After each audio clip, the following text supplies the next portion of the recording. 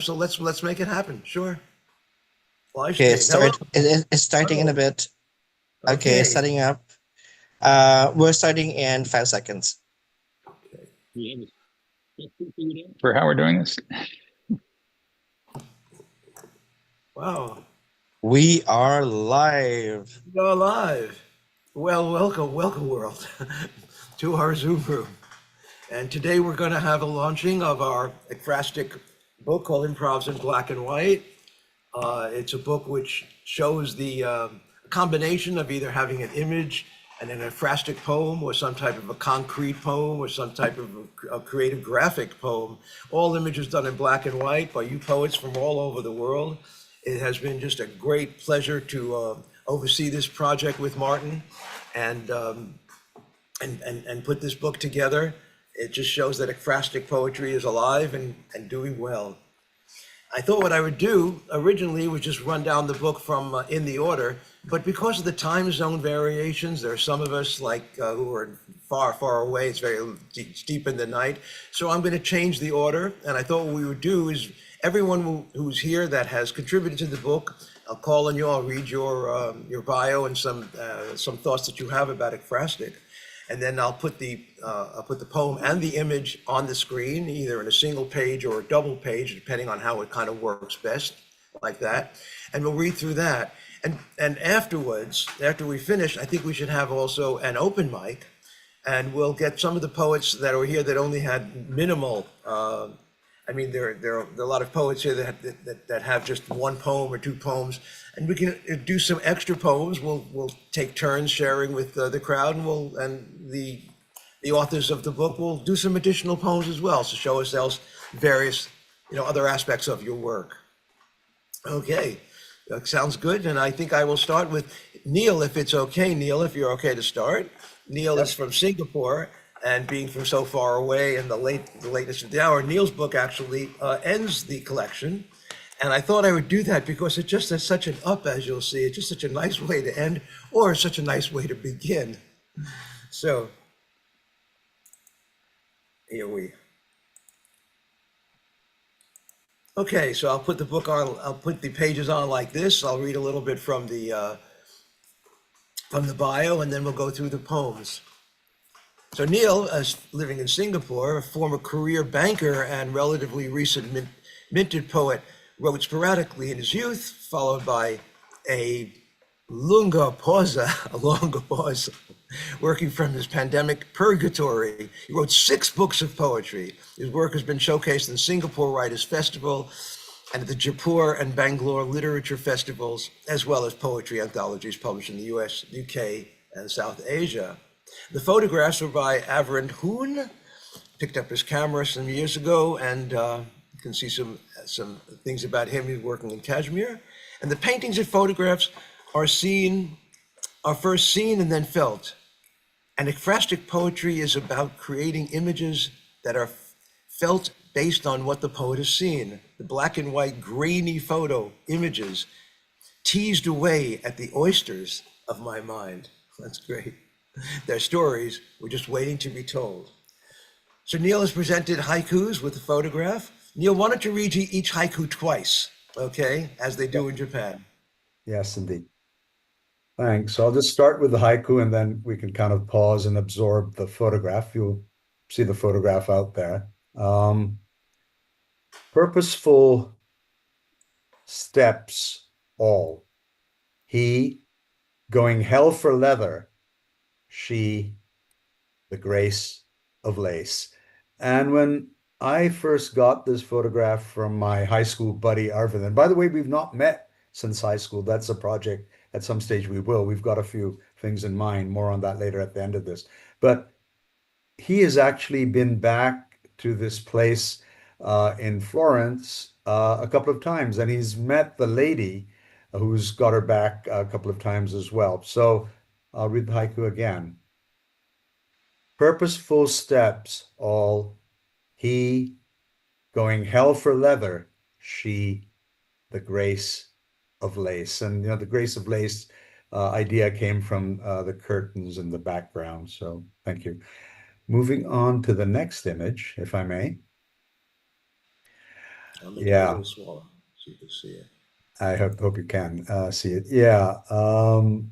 Now, not surprisingly, that image is actually of a person sweeping the streets, but he's doing it with the grace of a gondola ferryman, and that's exactly where this is. This is in Venice, so I'm going to read it twice. Sweeping, sweeping, a fine art with a coax and a cajole. Debris is moved. Swoosh. So I'll read it a second time now. Sweeping, a fine art with a coax and a cajole. Debris is moved. Swoosh.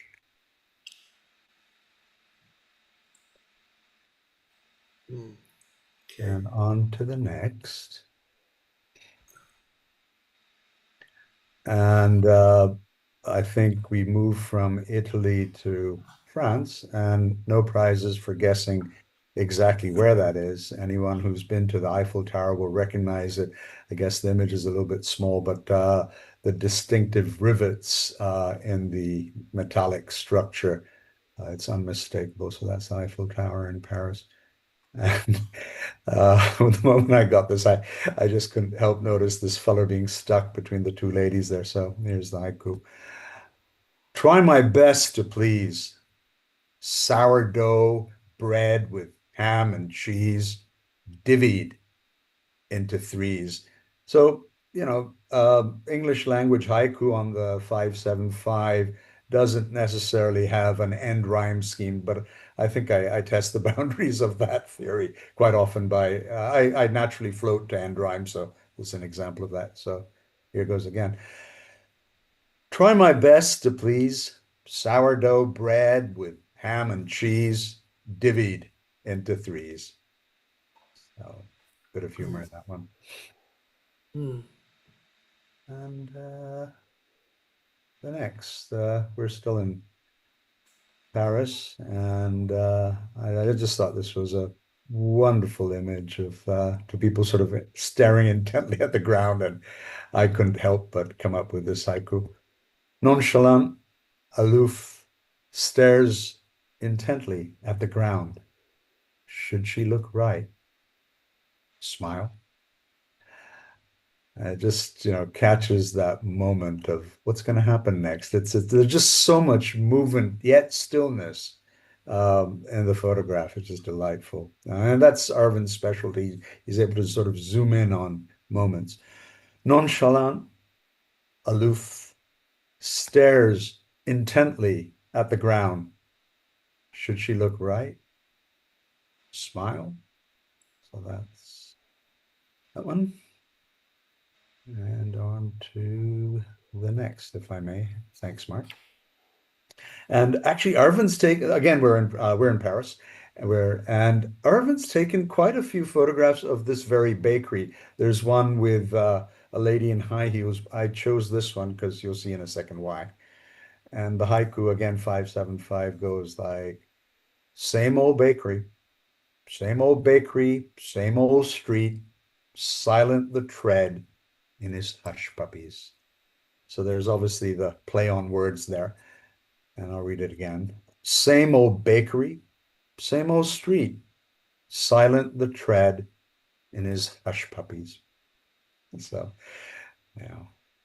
Hmm. And we'll Yeah, end. and our last one here, yeah. Yeah, it's the last of the lot. And I'm just going to bring it up. I think I lost it in my hurry, but you can have a look at the photograph. So at a zebra crossing or zebra crossing if you're Brit, waiting in a row, and this is Paris again. Waiting in a row, the green man, he comes and goes. On your marks, get set, and I leave it at that. So once again, waiting in a row, the green man, he comes and goes.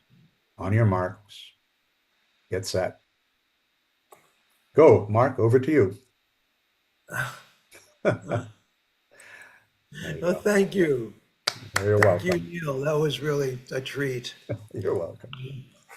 For me, a particular treat. I was very fortunate. I lived in Paris for a couple of years in the '70s, going back, and I'm actually going back in 2 weeks Oh, great. for a week. So I will look for those. You ready to get me started? Okay, Well, thank you, yeah, Neil. thank you. Thank you. Thank you, Neil.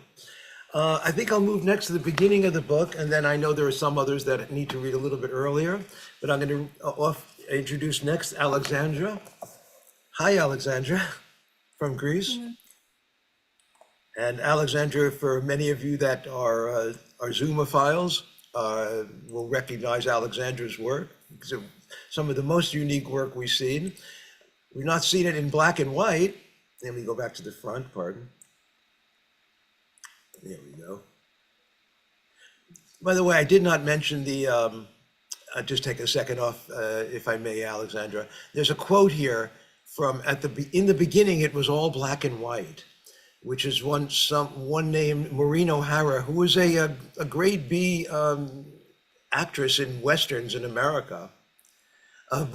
But she wrote some, she was just famous for a bunch of quotes, and this is one of it. And I just kind of found it, and it just seemed perfect for the collection, you know?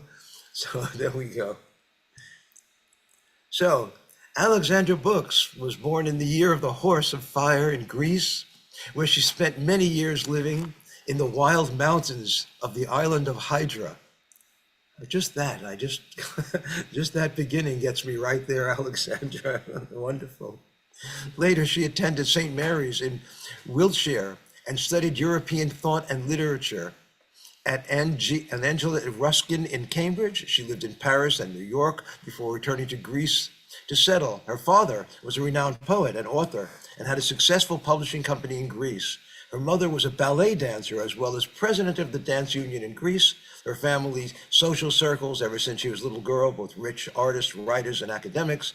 She lives with her husband, a classical guitar soloist, and 4 children near the Temple of Poseidon by the sea, the publishers of her own visual arts on Amazon. Each of Alexandra's books is a symphony composed of a long poem accompanied by her graphic illustrations that convey the flying.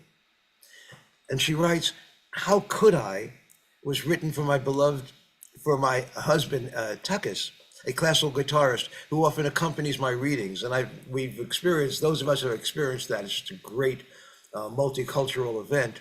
It's also dedicated to the trials and tribulations we have been through together in our shared journey.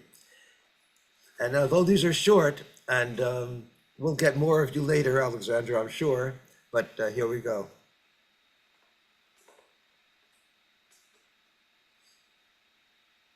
How could I let him grow old alone, his hands wrinkly and slow, doing the daily chores with grinding moves?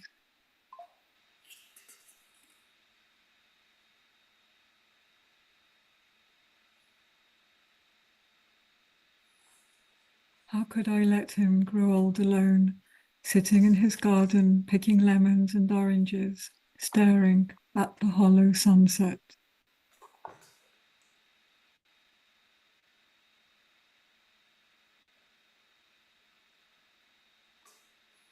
How could I let him grow old alone, watching television, covered by a blanket on the couch, no female curves beside?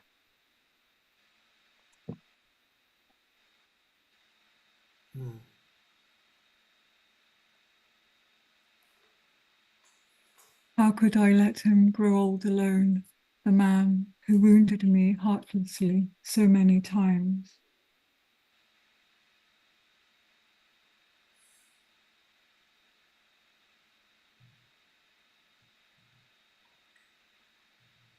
How could I let him grow old alone, the man who wounded me heartlessly so many times? I think we've read that. Oh, yeah, sorry. You've skipped one. Did I miss one? Yeah,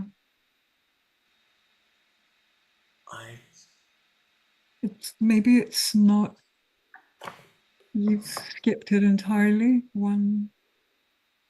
No, There's that's what I one had here. Yeah, that's what I've got here, of the Oh. 6. Yeah. Oh, Anyway. okay. Yeah. And then how could I? How could I? I just found Yeah. that combination, yeah, Alexandra, just I stunning, can. you know. Yes. I could just say that there's a verse there, a missing verse. I'm wondering. Anyways, okay. Um, I was going to ask if you could just do that again, just Sure. read it, and just we know what the images are. Just float through the images to give an impression, and just let Alexandra read it at her own pace. I think it's a wonderful poem. Sure. there's a little bit missing though at the end. I mean, if you. Well, you've got it in a book. Read it. Just read it from the book, or read it originally, and we'll just ignore what's on the screen, other than Sure. drink in the image. I will shut Sure. up now. Okay. Shall I read the original one? Sure. Can you share screen, Alexandra? Yes. Yeah. And if you can just swap the screen share, then you can put up what you've got with yourself. Yeah, thank you. Am I sharing now? Yes, you are. This is a little based on the I saw somewhere in a Chinese poetry book that a Chinese poet saying that marriage is enduring the imperfection of love together. So it kind of this is, I think, what this poem is about. How could I let him grow old alone, his hands wrinkly and slow, doing the daily chores with grinding moves? How could I let him grow old alone, sitting in his garden, picking lemons and oranges, staring at the hollow sunset? How could I let him grow old alone, watching television, covered by a blanket on the couch, no female curves beside? How could I let him grow old alone, the man who wounded me heartlessly so many times? How could I let him grow old alone, the man who cared for me heartfully so many times? How could I? I think we see the difference between the color version and the black and white versions too. And I think they both work for sure. I mean, the depth of the art and the language, I think, certainly do work. And thank you, Alexandra, for filling in there any of the problems we had. It was great to see your poetry. And I think everybody that's seen Alexandra's work and heard, you know, won't forget it. It's really quite unforgettable, like so many of the poems here. Okay, I'm going to move on to Easter Dodds, because Easter Dodds said she can stay and hang in, but she has to go driving, so she wants to read early, so she'll be able to read and then be off. So if that's okay with you, Easter, are you ready? Yes. Okay, let me just I'm going to do something. Hold on, take a second. Because for you, I'm going to put the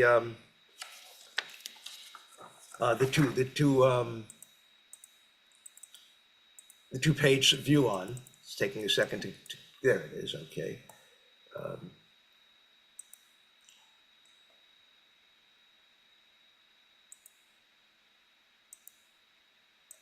Okay.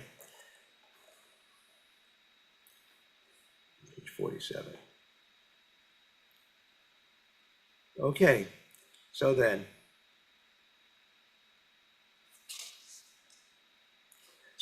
I'll put the share on, I'm sorry.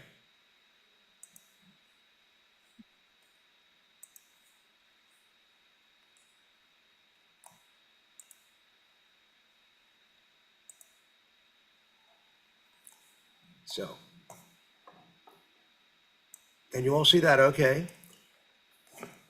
Easter Poetic Desire Dodds is a tax-savvy creative residing in Virginia. Her poet name stems from being a hopeless romantic who typically writes about love, heartbreak, relationships, and more. She often says, "My poetry is like a diary I share with the world," and her debut book of poetry releases in 2025. I'm McFrastick. You're a poet. I beg of you to look deep into my soul, dig into your 1,000 words vault, and convert my image into verses of artful words, capturing my profound inspirations through your metaphorical interpretations. And here are Easter's poems and verse. Take it away. All right. Get into my headspace. Let me get into yours. Let deadened impulses trace along mine's shadowed corridors. Help me exercise my heartbreak demons. I need release from barren afflictions. Tortured tendencies lament within me. Decepticons of false love hijacked my vulnerability. You struggle with feeling like you're invisible, wanderer with endless connections, feeling as though you are forgetful to others, interrupted, unheard, except by the few closest to you. Our plagued minds swirling separate in ramblings, insecurities and unsureties releasing our darkest thoughts. Haunted by deeply rooted idiosyncrasies, our fractured minds worn, fragile, handle with care. Allow me to show you love that's unconditional, how real love from a faithful woman can lift you up in heart, mind, and spirit. Turn your loneliness towards intimacy's affinity. As I learn to break down my walls, to let your love nest within me. Show me yearnings I long was missing, adore me, enliven me, resurrect my heartsick soul. Emergence of experimental entanglements, fluttering fulfillments between twin flames, always once drawn to each other in past encounters, now both in a time of life to love without shame. Two imperfect souls seeking to inhabit each other's broken nest, uprooted, renovated, sheltering our blooming union of love, rehabilitated, welcoming new ways of connection, breaking old habits. So as you can see on the image I found, when I found it, it was kind of striking to me of a man and a woman and their head, which made me think of Headspace Exchange. They're, putting their heads towards each other, but it's like branching off and it's like leaves were dying away, but you have these crows flying around. And so it just was a striking image to try to think of a concept. And then this poem came to be of that. Yeah, yeah, it might not be as easy to see on the computer screen as it is in the book, but there are birds coming out of the nests of these people's heads that kind of joining up there. It's quite fascinating. I can put this in single page if you want. Or we can just Whatever leave it. works is I fine. can leave it, It if doesn't you matter. wouldn't mind, I can leave it We like can- this for time's sake, yeah. We go can ahead. leave it if that's easier. Yeah, no problem. So the next one is called Grief's Abyss. And so the image took a kind of stoned heart that's wrapped in an anchor sinking down in the ocean, in the water. So here we go. I see your smiling face in the depths of my anguish, wanting to fish out your reflection and resuscitate your graven image. I spiral into a whirlpool of recollections at the declaration of your deceased existence.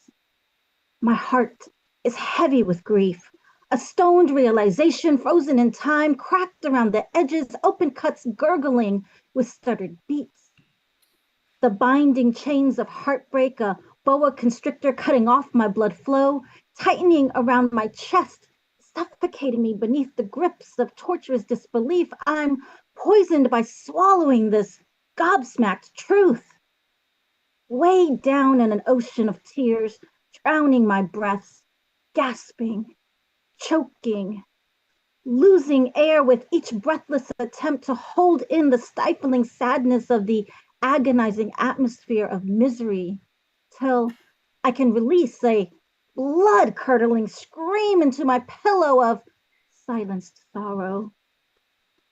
Anchored in grounded fears of where to go from here, my shoes are heavy bricks, laced to my feet, quickly plunging me deeper and deeper into grief's endless abyss, flipping and tumbling till I can no longer determine which way is up or down to escape the unstitched strings that leave me feeling lifeless. I'm stuck. Can't swim free. My strength and will to survive all depleted with every stroke I take to get closer and closer to reach that surface, to break into the calm breeze and refreshing glow of hope sunlight. I push with all my might, struggle through every plight of your last good night, await to once more break into the daylight, resurface broken waves of desperation and fate. Oh, and take one long breath of fresh air, rejuvenating my somber, solemn grief. Mm. Right. And so the next one is a picture of someone at the band with the drums. And I found this image, I found different images. I tried to see what I was going to choose for these submissions. And so I was at a live event, and the Fuzz Band is actually a local band in our area, and they do travel internationally as well. I think I heard they're in Paris currently or something like that. So while listening to them, inspiration comes from anywhere, and the pounding of the beats and the sound of the instruments just inspired me to write what I was feeling, write what I was seeing, and jot down some notes to create this poem. All right, the Fuzz Band. A crowd gathers in the shadows behind brightly lit spotlights shining down upon the band. Stop and listen to the crowd's reaction. Witness the energetic attraction. Feel the loud instrumental flow coursing through your body, a vibrational delivery of rhythmic relaxation and exhilaration. The bellowing, slow, deep bass serenades your soul like Barry White, nibbling upon those earlobes, teasing your toes to tip, tap, and curl. Thunderous pounding of beating drums, booming, pulsing, every nerve ending, stimulated like defibrillators, jump-starting you alive through musical accompaniments. Trembling tamarines and the clinking of swishing cymbals resound like the tapping of metal on metal lidded trash cans, tenderly clanking. The sultry saxophone, emotively crooning as you beg to be Kenny G'd, till every sensation within you swells with desirous passion. Immersed in the tickling of piano keys, the finger tapping, dancing phalanges, bouncing in cadences of shimmering shrills, hammering melodic chords. Thrumming guitars rocking out the gnarly electric vibe, plucking them strings to get you jiving with the band's buzzing hive. Tooting trumpets full of jazz and pizzazz, scat, scat, scatting with class and sass, taking away your blues, enticing you to go the way of the blue suede shoes. Humming harmonica takes your breath away, expressively blaring rapid, fluttering blows like a hummingbird in fleeting flight. Whistling whispers escape the mic's mesh, echoing heartfelt truths of reflections bonded through an audience's harmonious connection. Discover the muse within a musical groove. Feel your spirit move like a church revival, an organic flow of freestyling ramblings felt in the moment. The hypnotic entrancement to escape reality with eyes closed, psyche open, music and lyrics speak to your heart, giving goosebumped heebie-jeebies you needed to soothe your soul. Good night or good morning, wherever you are. Oh, well, thank you very much for that wonderful reading. Such wonderful images you have, such really great wordplay you have here in this. And I love the heebie-jeebies you needed to soothe your soul. There was just so much in here, and it really Thank made the you. music come alive. And that photograph, just those lights and the drummer, I think it just worked perfectly to describe that kind of a feeling. The sultry saxophone emotively crooning you as you beg to be Kenny G'd, and so many other wonderful lines in there. Thank you very much. That was just great. Thank you. Okay. So I'm going to move now back to the somewhat of the order of the event. I know Andre is next. Let me just pull that up for you. Thank you, Mark. Hello, Andre, and welcome. You're at the front Great of to the be books. here. Yeah.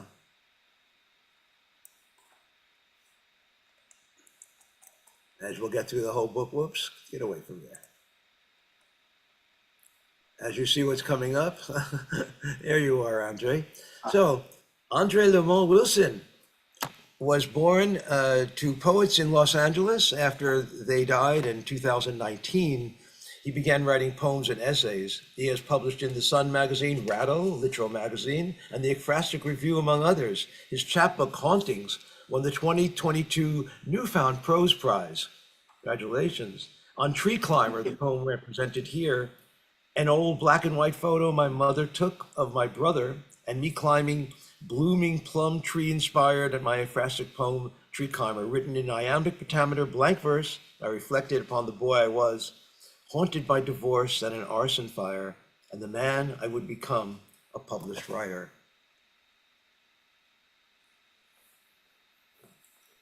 Thank you. Tree Climber.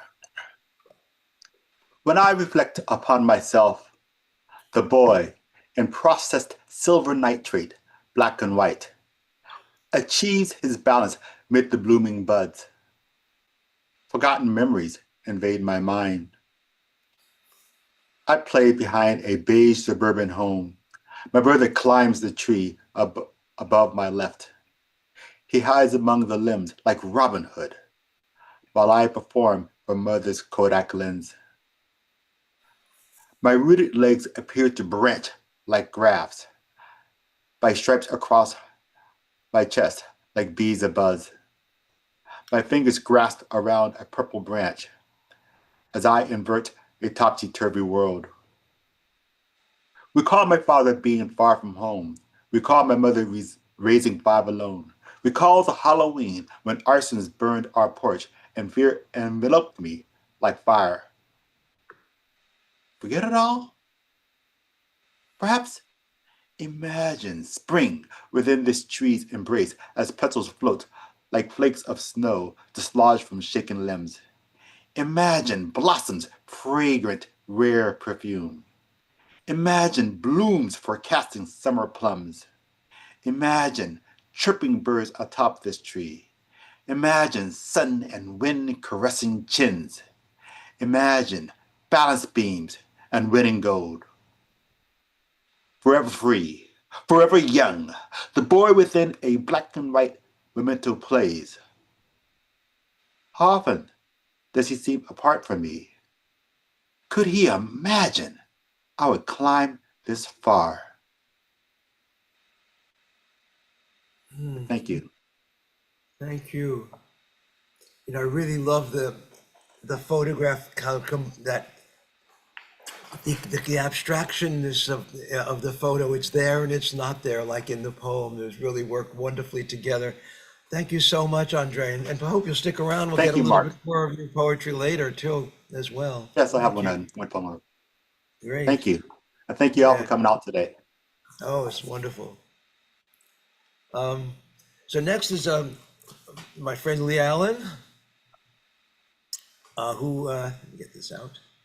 Lee is a writer and visual artist, as you'll see, and performer living in the UK who has earned his living at various times as a journalist, political advisor, refugee coordinator, and fine art writer and consultant. His written work has appeared in a wide variety of publications in the UK, US, and Europe, and Australasia. He has also exhibited in a number of solo and joint visual art exhibitions and performed with a group of jazz musicians throughout the UK. On ekphrastic poetry, there has always been a strong link between the written word and visual art. The vast majority of Western art until the 17th century was inspired by religious or mythological texts of poetry and poetry. The relationship then became gradually more reciprocal, and we started to find poems based directly on works of art, like Keats' Grecian Urn, and the emergence of poet artists like Blake and Ferlinghetti. The beauty of ekphrastic poetry is that the reader and the writer both start from the same source of inspiration, allowing the reader the parallel experience of following the creative progression of the poet, allowing for their own, perhaps, divergent journey. As someone who both writes and creates visual images, I find that sometimes I paint or draw something that inspires a poem, or vice versa, but usually I only create both if I feel that each offers something that the other can't. That's perfectly put. The difference for me between something being ekphrastic and something being descriptive or illustrative is that the former seeks to create something original from the source material, whereas the latter merely desires to reflect or explain. That's well put, Lee. Thank you very much. I couldn't have said it better. I'm going to keep them on 2-page because you have a variety of both. And take it away, Lee. Okay. Oh, I have to unmute first. Okay, so the one on the left, this sort of placard in the rain. The drawing, this is the background to this. It's a pencil drawing I did of this wonderful model who goes by the name of Emily Mettleskin. She's American. She lives in the Netherlands, and I drew this while she was stuck in a hotel in Paris, unable to pay for her night. And so she actually posed with this little placard saying, please help me escape the hotel. So I and lots of other people doing our Zoom drawings did this. And so that's the origin of the drawing. And I just thought the little poem would actually fit into it. It's the original title of the poem itself was called Mother Tongue. So this is Placard in the Rain. Words lying in their coffins, songs in a jar, pictures in the attic, wishes on a star. Child, dragged mute and sightless across tomorrow's page. Pretty infant voices, locked silent in their cage. No one to share the mother tongue that can sing them back to life. So what will speak their future? The pencil or the knife?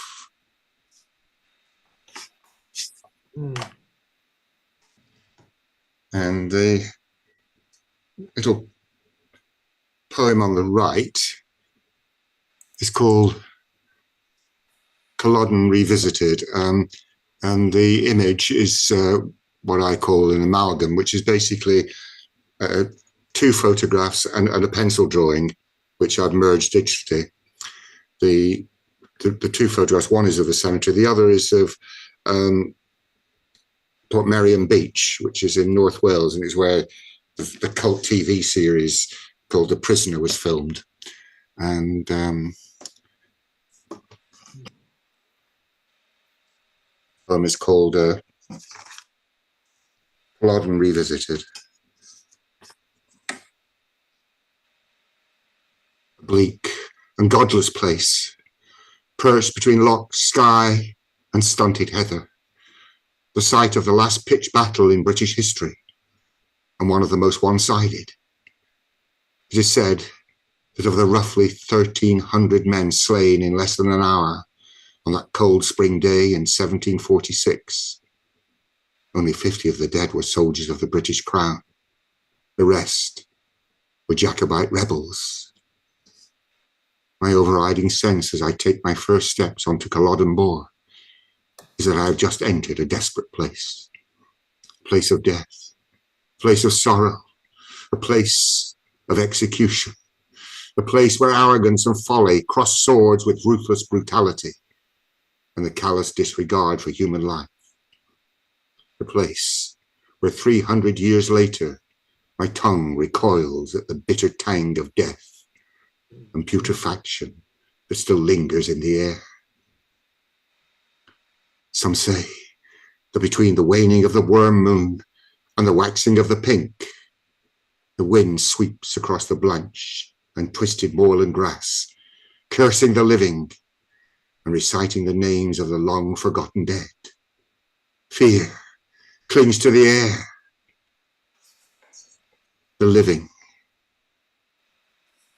the ghosts, the Jacobite fallen can be seen, rising from the mist. The purple heather turns pale, trembling to the touch, and the white heather starts to bleed. As I take my first step across this blighted landscape, I become aware that birds are outnumbered by tourists, and that nothing seems to grow straight and untormented. I turn my collar up against the wind and gathering rain, and walk slowly towards the stones that mark the borders of this killing field. The grass seems to grow and wither beneath my feet. The clouds darken, the haggard moon no more than a pale spectre in the glowering sky. My voice chafes my throat and almost deserts me as I begin to recount all the Culloddons of today. Death written in soil, the past, father's forth tomorrow. Earth does not forget. Thank you. Yeah, that's very powerful. Yeah, here's, thank you. This one is a, you can see at 2 screens, so we can enjoy both at the same. Yes, this is it's an oil painting, and I did a whole series of variations on the theme of Adam and Eve.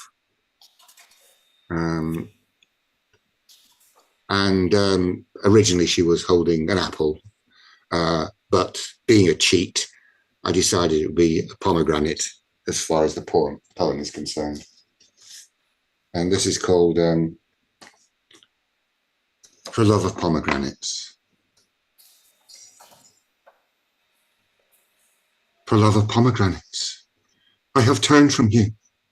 I have walked forbidden lands, bartered opals for my eyes, bought tears of lapis lazuli, and silver for my hands. For love of pomegranates, I have run from you. I have cursed the sacred stone, danced on graves of memory, severed hope from the childless tree, and drunk with men alone. For love of pomegranates, I have searched for you. I have drunk the traveller's wine, known the cold of a loveless coat, a frosty necklace at my throat, and winds that wither time. For love of pomegranates, I now return to you. I will forsake forbidden lands. No opals to glitter in my eyes, no tears of lapis lazuli, and no silver for my hands, no silver for my hands. And Wow, yeah. I'm happy to stop here and let somebody else go, because I've got a lot of stuff. If I come back and do the one later, to make sure everybody has a chance. Sure. Thank you very much. I really am enjoying your reading. Of course you are. And we all are. But that's very, very polite of you. And thank you. Yeah, your submission was just so overwhelming. I had to print them all. And I appreciate that. Oh, you silver tongue creature, you. Thank you that very much. Okay. So we'll move on then, and we'll come back indeed. So if we move on to Jennifer Leong, also known as Soy Avocado. Hello, Jennifer. Nice to see you out there. Hi. Pushcart nominee Jennifer Leong, aka Soy Avocado, started writing poetry in 2021 to fundraise for charity. Through divine inspiration, she invented Duote's pentastep poetry form.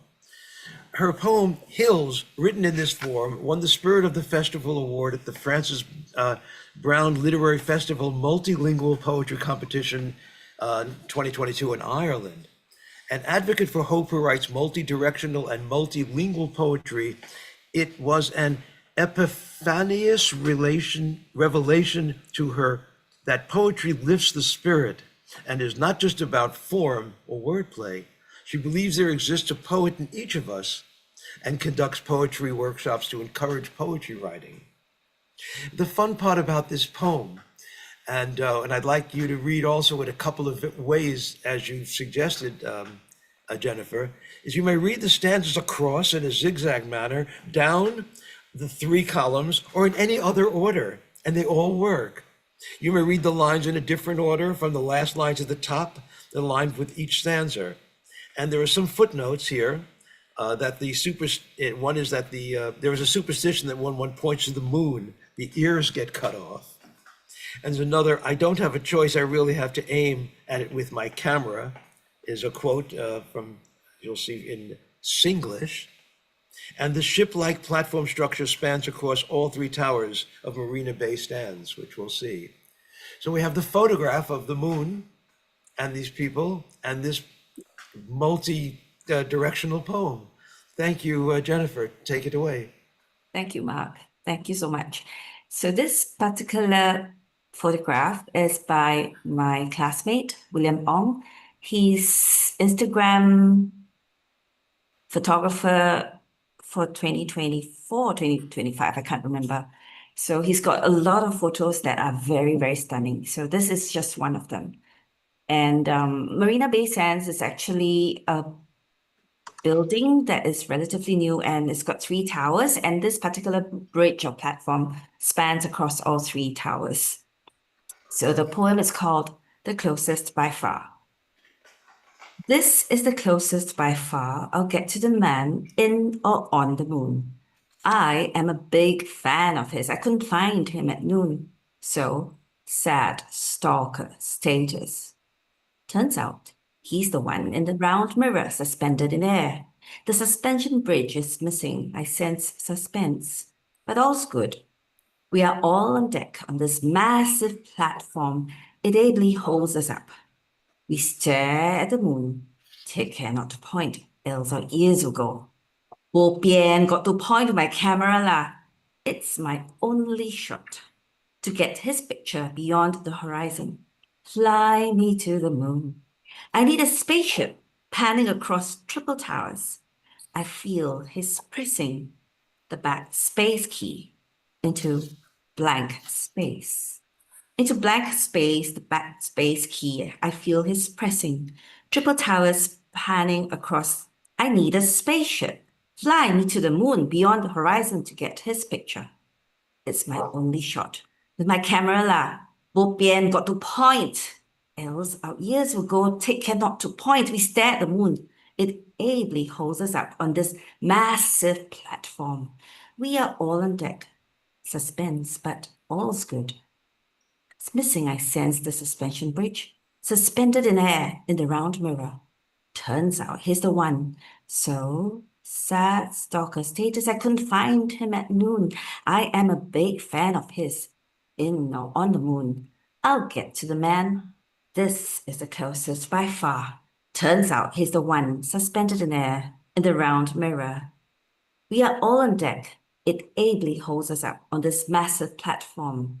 Suspense, but all's good. It's my only shot. Fly me to the moon, triple towers, the back space key. I need a spaceship into blank space. Thank you. That was great.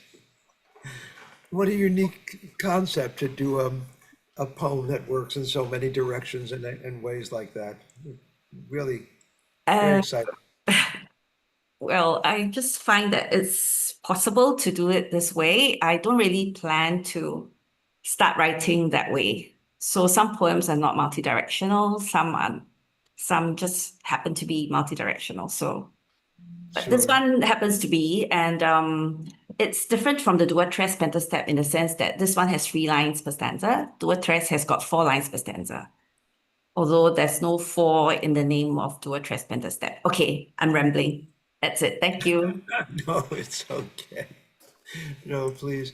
Okay, I thought I would take a second in between. Robert is next. And, but before, just a little thought about what I wrote in the editor's note. about the I wrote, there's a steady debate in poetry circles about ekphrastic poetry. When, if ever, does the image used for the poem need to be shared with the reader? Although there's no absolutes, we've always preferred the presence of the art, photograph, image that prompted the poem to be written.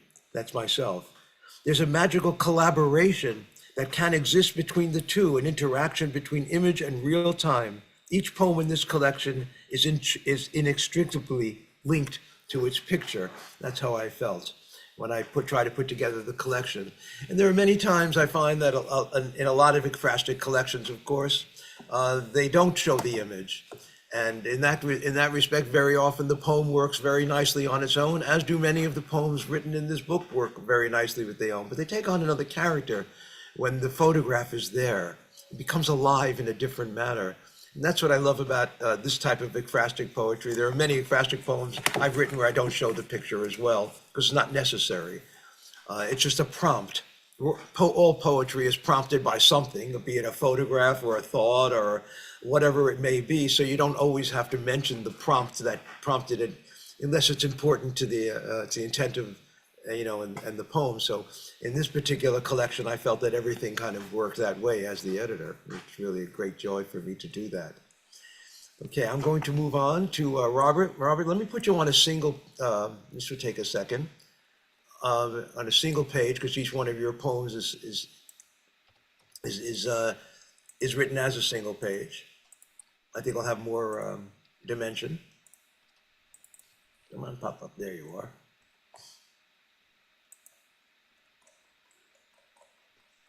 And I am there now, and we'll be sharing. Thank you for your patience. And where's you go? There you are.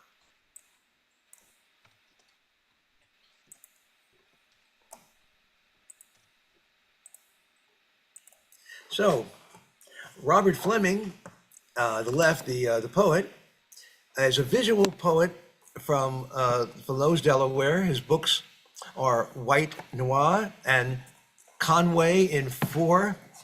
Let me get this a little larger for us.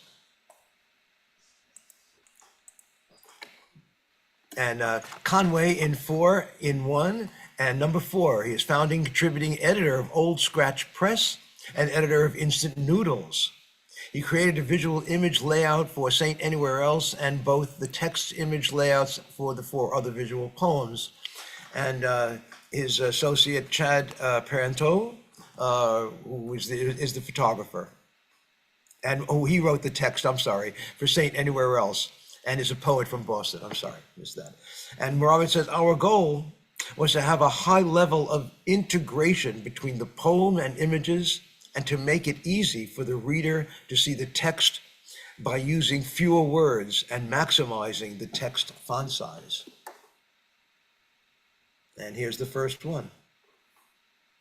Hi, Robert. Thank you, Mark. I'd like to thank Poetry Global Network for making this opportunity available for me and for the other published writers and artists to be in this beautiful book. I'd like to thank Mark, who discovered me during COVID as a reader on the Eastern Shore member reading and invited me to read at Planet Poetry 28. And I also want to thank Mark for leading the poetry critique group on Monday, where I continue to receive very valuable feedback on my poems and I'm able to improve them. So thank you, Mark. And thank you, Martin, for publishing this book and making that opportunity for me. Oh, thank you. You're welcome. This is the poem that Chad and I did together. And Chad is not here today, unfortunately, so I will read his text. Saint Anywhere Else. By inept, meaty hand, our planet is revealed to not be ornament, but balloon on a drift, filled with boring air about to be punched by eternal preschool romper room rug roach screaming, "Get off, I want to pop my world."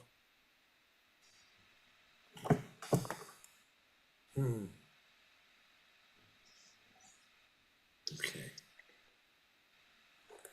And this one, I want to thank one of the members of the Poetry Global Network Critique Group, David Siller, who encouraged me to convert a first draft of this work into a menu, as I have done here. And I have to say that when he suggested it in the meeting, I thought I would never be able to execute it. And here it is. Diamond-backed bar drink menu. Rattlesnake cocktail, whiskey, lemon juice, venom. Copperhead Tom Collins, ice, gin, lemon juice, syrup, club soda, hemotoxic.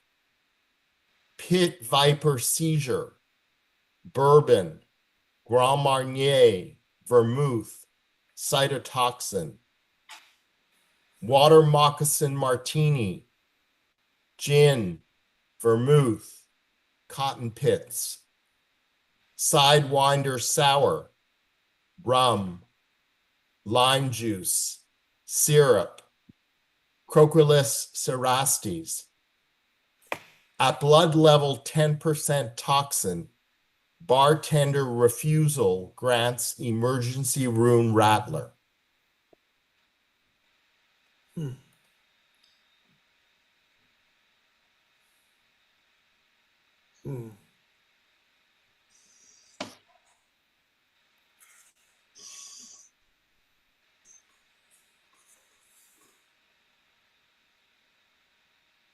And I'll read this one. Nearly late. For 9 a.m. braked, two birds in the wind, falling on morning leaves, took my eye away from the light and my need for change. Oh, could you read that again, Robert? It's yes. Certainly. Nearly late for 9 a.m. braked, two birds in the wind, falling on morning leaves, took my eye away from the light and my need for change.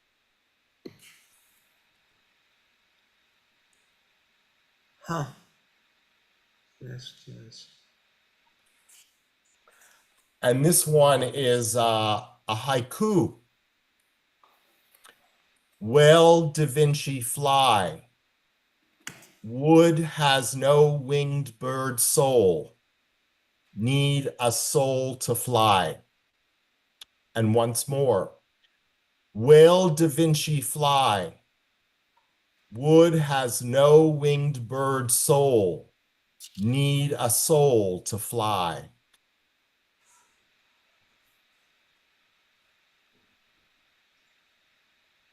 Thank you. And this is the last one. I would like to thank one of my teachers, Joan Belingit, who is a former poet laureate of the state of Delaware, who during a COVID offered two poetry classes through Zoom. One of them was on form, where she introduced me to the form of the monostitch, which is a one-line poem which can be broken up into 2 or 3 lines. So this is a monostitch.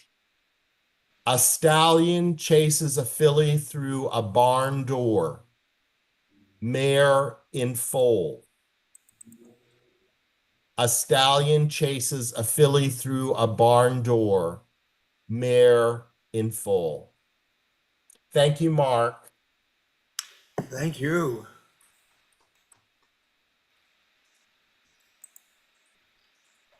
Wow. You see the diversity of of styles and images that we were presented for this collection are just amazing, are they not? And thank you very much. You could just, those I think could work very well also at an installation in a museum somewhere. I could just see them on a poster or somewhere else like that, indeed. Okay, Marianne is up next. Marianne, I'm going to put you on a two page version because I think your poems work that way, of course. Thank you. Okay, let me put that real fast. Sorry about this change of single to double. I think that's the unfortunately that's kind of the way the system works out here. Come on, go down. There you are.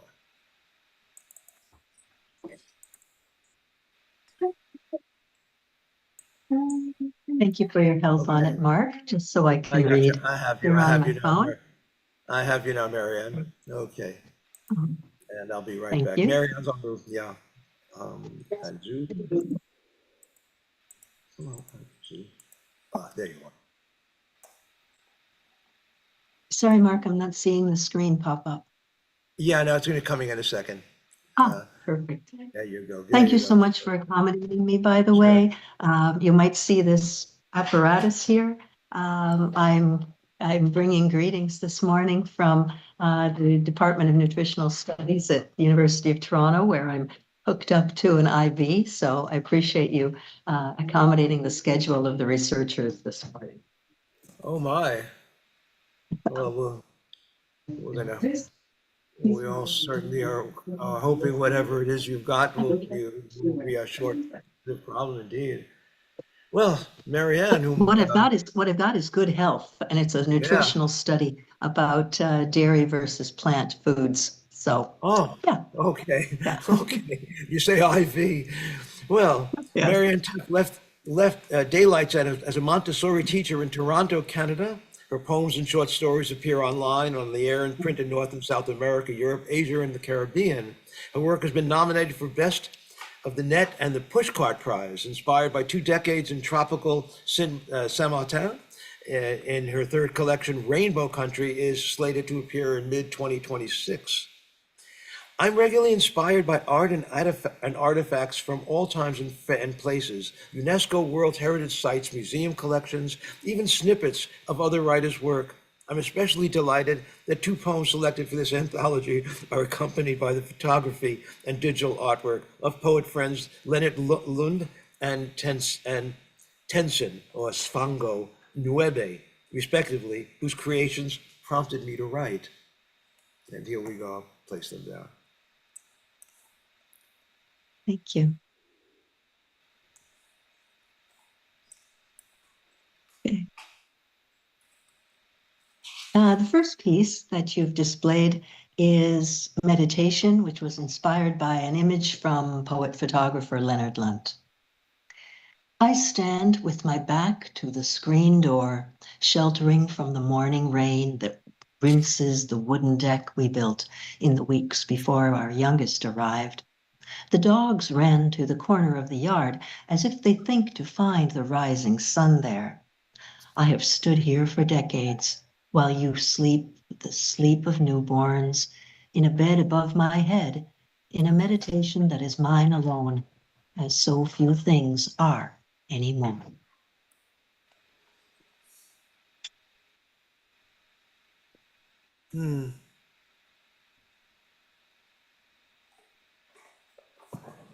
Now, this particular image has circulated for some time on the internet, and it's uncredited from sometime in the 1800s, and it's called Victorian, it inspired a piece called Victorian Travelers, these gypsy or Rom individuals.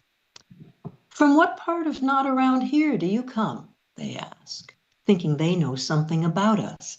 Yet I know they will never begin to pronounce my wife's name with the lilt of the deer across a meadow of newborn flowers, because nothing beautiful ever comes from inflexible tongues. Their heads lie uneasy in our sight, despite the staid silk crowns they wear. And though I do not know until the hour comes where I will rest mine from night to night, my scuffed stovepipe offers a jaunty wink, and my fiddle is just as much at home amid the pantheon of composers they gather to their somber hearts, as with the homey fireside tunes we have always made our own.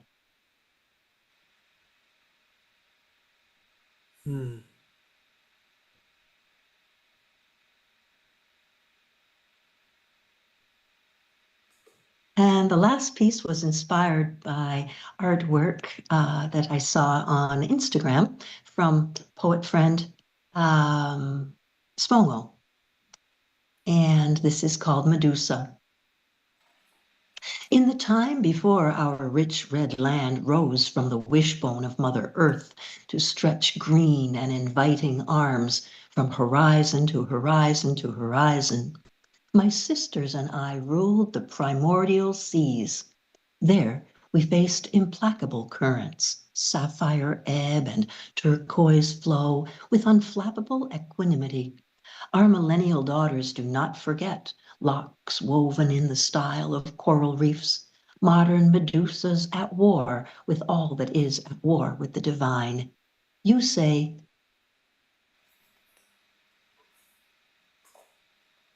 we are blanched and wan, sea fans frozen in the fight, but you do not see our eternal goddess leads the charge and feeds on universal light. Thank you so much, PGN, Mark and Parquillian, for welcoming my poems to the anthology. I'm really delighted to be part of this particular work with so many stellar poets from around the world. Thank you for this time today. Oh, thank you. That was great, as all. Wow. Isn't this wonderful? This is great. I'm so enjoying all of your poems. And what a treat it was to go to make this book. PGN Publishing, you know, our group, we're early in publishing. This is only our second, third year. We have an anthology that we published early of poetry, and then we published some collections, one by Lacan and one by Ken Aguila. And we're in the process of doing, after this collection, we have 3 more books coming out this fall, which we're very, very excited about. And we're just going to continue in this area and keep publishing and keep asking our community to contribute as we can. Soon we're putting together a magazine. We'd like to a couple of times a year, which can do more of the same. And we're going to keep going. And there we go. Okay, our next poet, Whisper Poet. Hi, are you here? Let me see, sure. Whisper Poet, yes? Are you here? No Whisper Poet? Okay. I don't see her. I don't see her. Okay. Okay, so then we have 3 poets left. Myself, I put in some things here, Martin, and also Aliyah, I should pronounce it correctly, I hope. So I'm going to move on to Martin. Next, Martin's poem.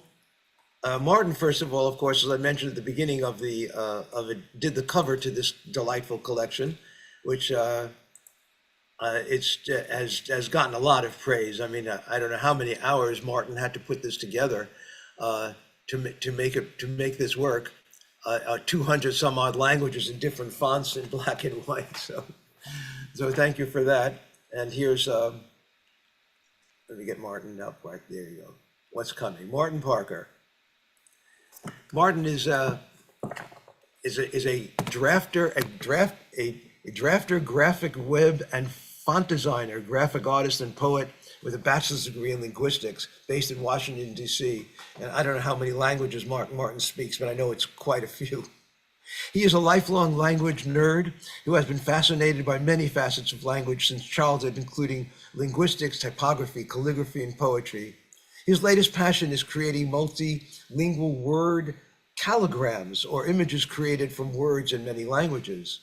His poems have been featured in Dada Cuckoo, Mayari Literature, and 2 anthologies published by DC Collection, Inkblots, number 1 and 2, for which he created cover art as well.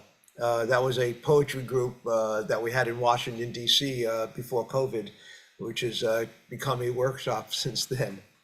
Calligram. That design, more of his artwork can be seen on Instagram at the handle of, as you can see, his website. And you can also buy amazing T-shirts and all kinds of other items with Martin's work there. I have a couple of them. They're great. On the poem here, My Father and the Fox, my father had a profound and varied impact on my life. He was probably the most loving, caring, joyful, intelligent, creative, but also eccentric and at times terrifying person I've ever known. This poem comes from my memories of several conversations I had with and about him over the years, including talks we've had about math and science, when he would tuck me in at night when I was a child, and later talks about his eclectic Quaker upbringing and certain esoteric parts of his life from before I was born, when he was already 40 years old. He loved to tell me stories, but parts of his life still always remain a bit of a mystery to me. My co-editor, Martin. Okay, thank you so much, Mark. This is My Father, the Fox. My father thought he was a fox, or so the daughter. I'm sorry, I just realized I can improve my mic. Let's see. My father, the fox. My father thought he was a fox, or so the daughter, or the woman who was his younger sister, once told mine, though not the animalistic kind, the founder of the Quaker faith, who went by George and preached with fire of visions he'd seen on Furbank Fell. He told me tales of Quaker camp where he had walked through Clifton Gorge, where lay the path to the swimming hole. There he would swim to his heart's delight with Gordon Warren, a lifelong friend, who turned out bird's eye maple bowls, more gorgeous than those where Dad once worked another camp in the Wisconsin dells, where he made salad for 1,000 souls. One day we walked into the woods between the home where he then lived and silent stones of the meeting house, where ancestors prayed in bygone days, then settled down to reminisce, revealing long-held secret truths with tales of ectoplasmic shocks. That summer he smoked at Scattergood out on the Iowan chessboard plain, where rabbits were chased with clubs and spades like cards in a homemade cribbage game, remind me of early late-night talks on states of matter pouring forth like fur that projects from the tail of a fox as solar winds bombard the earth from which his soul has passed. And the collage on the left here is a mix of family photos and other things mentioned, photos of other things mentioned in the poems. And thank you very much to everyone, and thank you to my partner and sister for showing up to listen. Indeed. And I'll put some links in the chat in case anyone wants to check out more of my artwork. Thank you very much. Sure. Oh, please do. Yeah.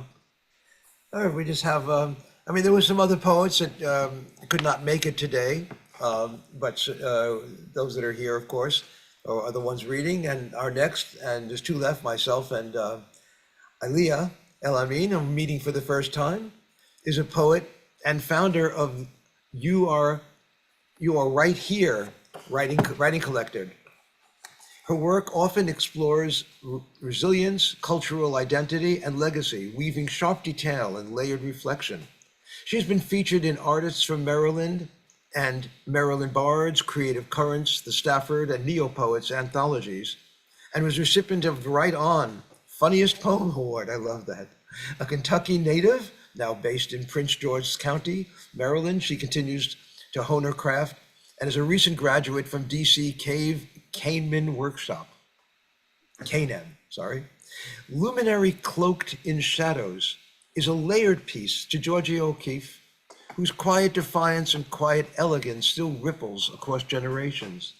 The poem is conversational highlighting her mastery through art, fashion taboos, cultural sentiments of her time, and above all, her resilience.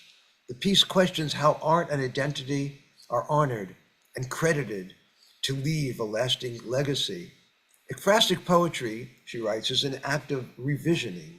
It invites a kind of dialogue between image and self, where the page becomes an imprint sharpened by awe, reflections, and resonance. Well said. And here we are. Hi. All right. Hello, Mark. Thank you for this experience. Those that have read before me, I've been in many writing groups with them, Robert and Martin. So I just feel like this is a kind of a reunion of sorts. During COVID, definitely poetry was my light out of a horrible time. And so found some online groups, and I'm not from here, so I didn't have a lot of family here. So the poetry community became my family. I'm not as I don't typically write like this. I don't look at a picture and write, but this one, it caught me and it just stayed with me, almost like a staring in my heart or something like that. So when this opportunity came about, I said, this is the photo, and it was black and white.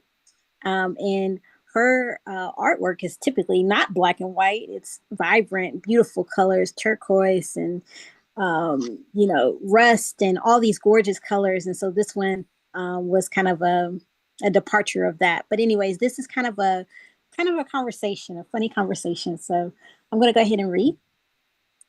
Okay, so it's a luminary cloaked in shadows.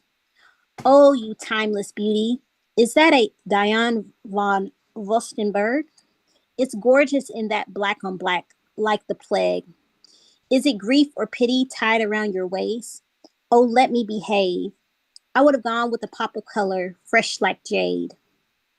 Yours comes from your intense eyes in a Mother Teresa hue, a dark, bold shade of coffee, only resembling muted black, laid in stark contrast against the dazzling silver crown. Oh, that's your hair? No dye appointment at 12? In that case, at least a silver bag, maybe a Hermes coin purse. Oh, is that what you're holding? Oh, no, it's the Presidential Medal of Freedom. Oh, you have more, such as the National Medal of Arts. Oh, I see. An interesting accessory choice.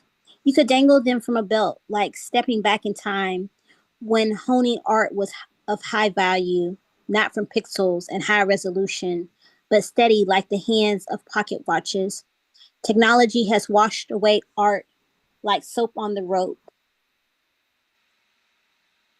But you, darling, posed by the window with pressed white collar, are larger than life, with white space and jet black swatches. Oh, you understated beauty, you stand regal in your pretty black dress. Thank you. Oh, thank you. Yeah, I love poems about Georgia O'Keeffe. There's been a show that's been around of some of the museums of Georgia O'Keeffe's time in New York, which came here to Chicago at the Art Institute recently, which I saw. And she spent some time, a lot of time in New York, actually living with her husband, the photographer Strahan. And she had a very, very diverse and interesting life. She's not only Big Flowers from Arizona, as everybody knows. She's a great, great artist and all that. So thank you. So very, very clever stuff and some very fun lines here about her Mother Teresa in a Mother Teresa hue, etc. It was wonderful. Thank you. Thank you very much. And well, so Hey, Mark, I just wanted to check if you know that Chung is here also. Oh, I didn't see. I was looking for her. Oh, thank you so much for telling me that. Thank you, Martin. Yeah, I'm looking, saying, where's Chung? And oh, she couldn't make it. Well, thank you. No, I'm here on, I think, like since 8 something. Yeah, 8. Sorry, Chung, and it's interesting because I did not know when a lot of these submissions came in, and they came in anonymously, I did not know this was Jiang. I was surprised to find, oh wow, it was Jiang, because after I accepted it and found out her name. So it was all the submissions came in, like that. I didn't know, some of them I kind of suspected from the nature of the artwork and from things I had seen, obviously. And a lot I was really surprised at. And Jiang surprised me so wonderfully with this collection. Jiang Pu is a first-generation Chinese-American author and ed leader. Her recent poems have appeared in California Quarterly, the Tiger Moth Review in Singapore, and Panorama in the UK, among others, and in several poetry anthologies. She holds a PhD in education from Michigan State University and is founder of NetGen Education. She grows a bee and butterfly garden in the San Francisco Bay Area of California. You can find her on that website. For me, photographs and drawings are visual poetry that speaks in a vocabulary and grammar of light and shadow, lines and colors, forms and textures, while poetry is a rhythmic landscape that sketches deep-seated emotions, draws with metaphors and paints with imagery. In their essence, they're all filtered stories and distilled truths that speak directly to our soul. Well stated. Thank you, Mark. And thank you, everyone. I'm so honored to be here and to have my poems to be included in this anthology. I really love the cover arts. I think I'm going to buy the book just for the cover arts alone. So here's the first one. It's a photograph of from the museum. It's a photograph of a cut paper abstraction. A Halloween mystery. Riding a moonlight broom, raining candies from the sky, hugging a lonely little girl with bedtime stories. I, an ordinary witch, doing her ordinary work. When trees grudgingly let go their useful souvenirs, when black and white-winged aneca hang from barren branches, our shadows mingled in the garden we planted in spring. Roses will wither, birds will migrate. Why are you still here, stuck like nectar in time's throat? I have no eternity to promise, no venoms to inject into blood vessels. Only this pot of potion made from melted memories, drip, drip, dripping from autumn's lips.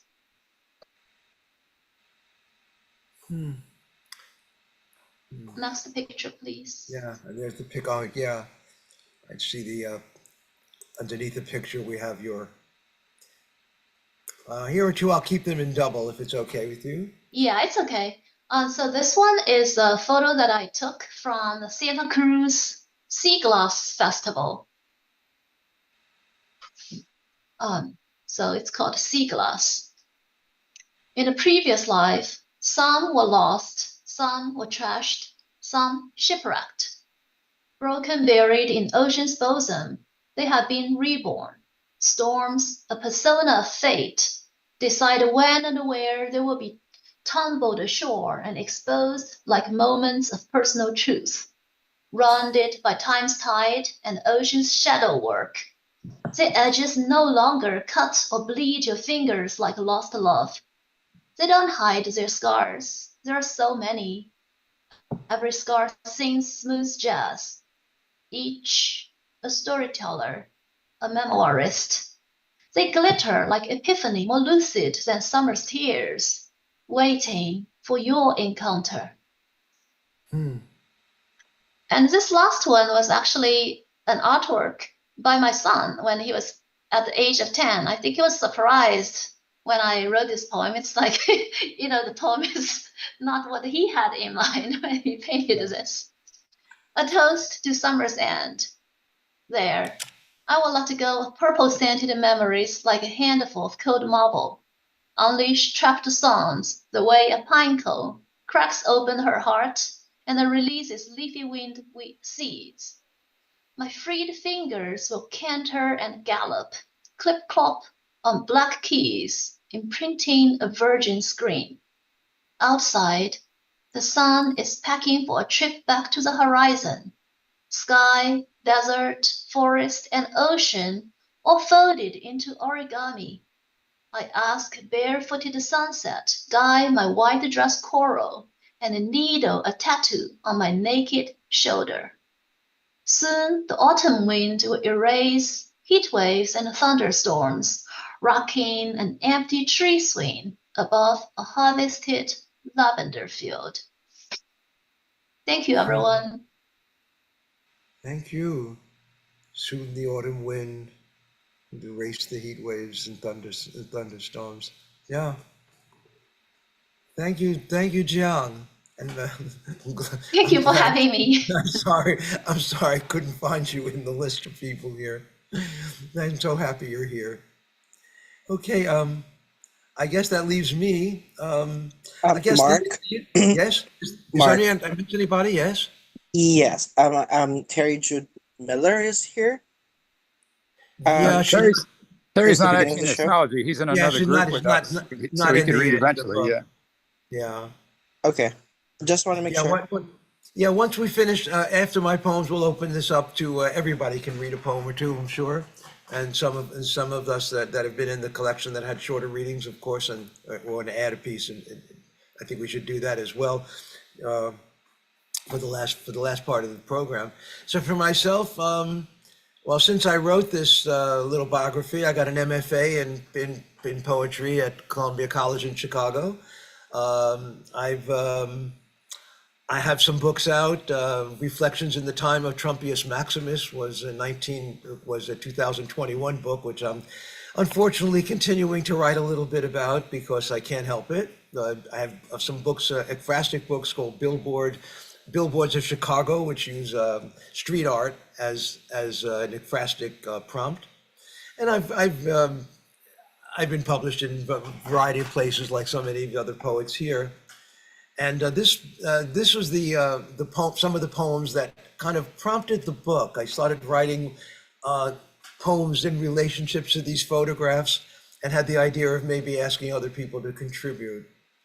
I have tree stumps, fingerprints of the fell giants, years knit in moss-coated orbits, filaments in braille, a spiderweb, pattern without clear resolution, face of scars on wrinkled palms, etchings from a shell of crystal, fossilized palm on a fish's scale, shattered snowflake on glass, and, as known, all roads lead to Rome.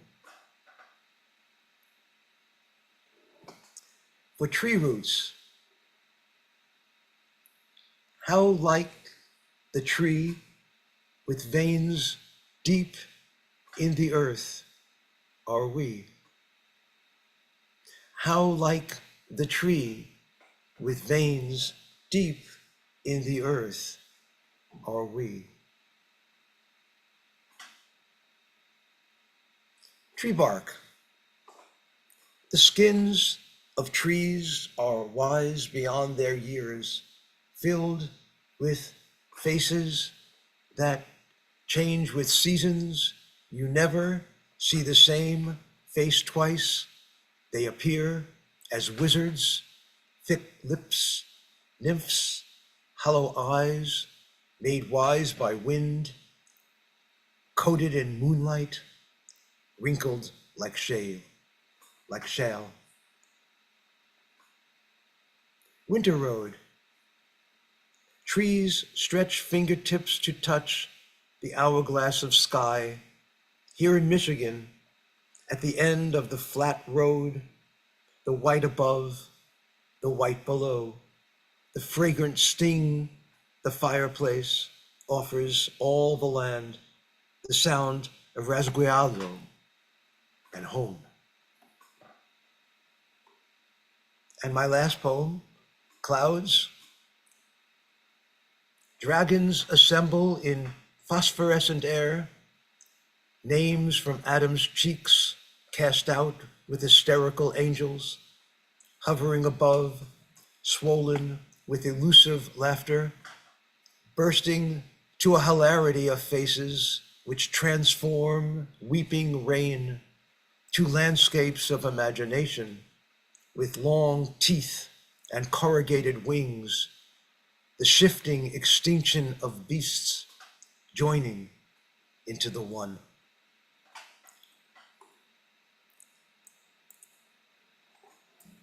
And so ends our